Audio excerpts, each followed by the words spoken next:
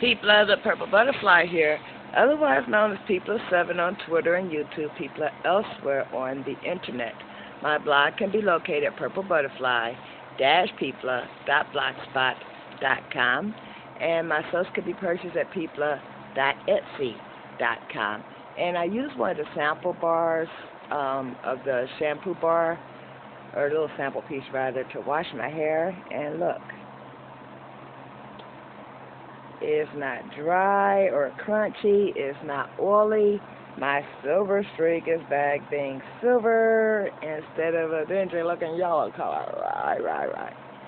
And what's more, it's not weighed down or anything like that. So this is going to be a good thing because that bar still has a few weeks to cure, which means the pH will drop. But it's safe to use now. It just won't last long until it cures. And it was a little astringent. In other words, it stripped out all the unnecessary oil, and it imparted this amount of shine. Look at that. The mango butter and the peppermint and all this stuff is working together very nicely. And it brought back my curl pattern. Also, the 100-day biotin folic acid challenge has started over. I reached 100 days, so I figured why not start another 100 days. But anyway, that's the final length of my hair.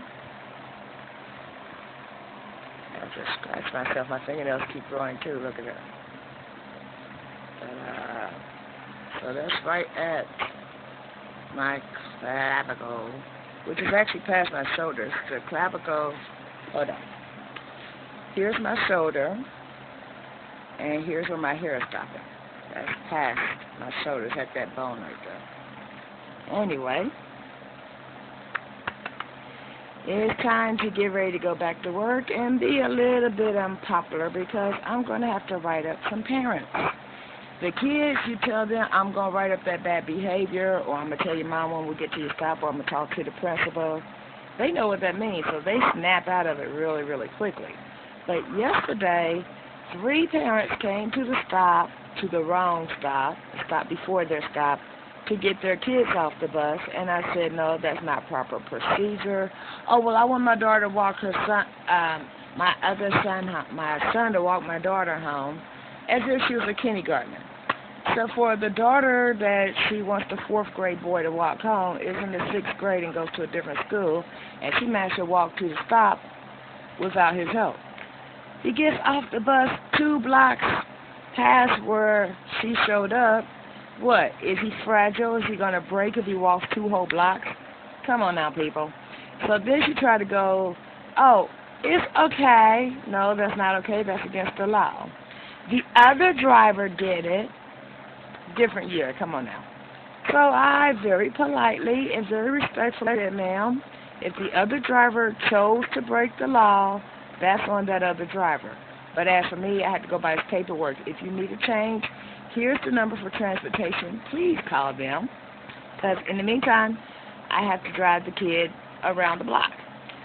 But we live right there. I said, I stop at stops. I do not stop at houses. So please call transportation. Today, I'll let him off and call it in. But tomorrow, if a kid shows up at the wrong stop, or if you come to get him at the wrong stop, I have to write you both up. You can't write up a parent. You want to do it? It's a little different. When we write up kids, it goes through the school board, so forth and so on, or you can talk directly to parents.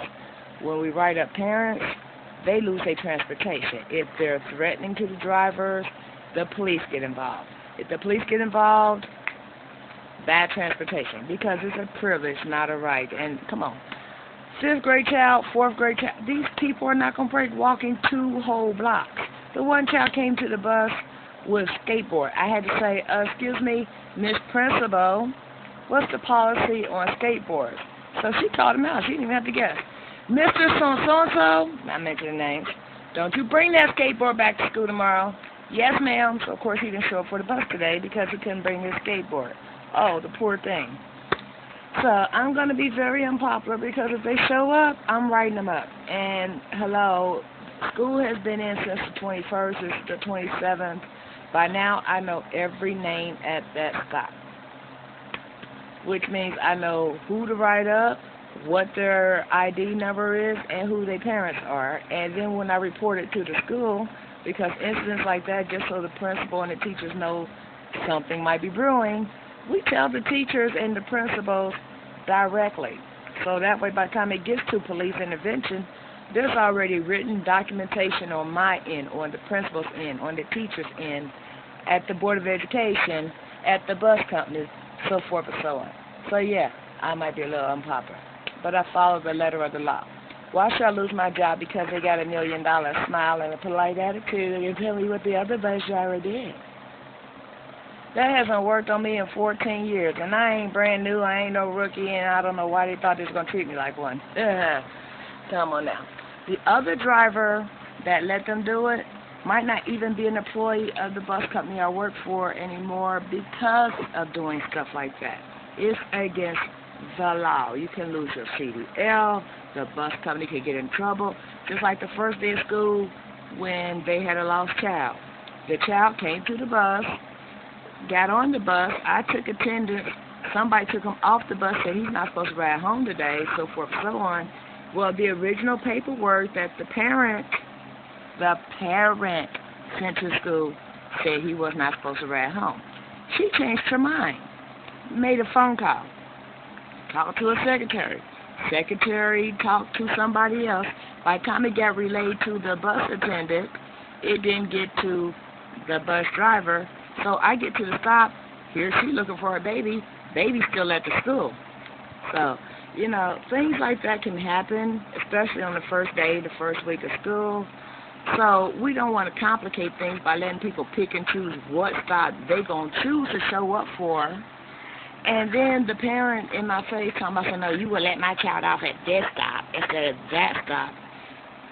Come on now. It's not like her child's a kindergartner where she's required by law to be at the stop to pick him up. This is a 4th grader and a 5th grader, and the other kid, I believe, was a 6th grader. They can walk 2 blocks. Anyway, I've rambled on enough. I gotta go put my hair up in a bun because it's time to go. Y'all stay blessed, stay tuned. Don't forget to rate, comment, and subscribe. Buy my soaps at peopla.etsy.com and check out my blog at purplebutterfly-peopla.blogspot.com. Bye now.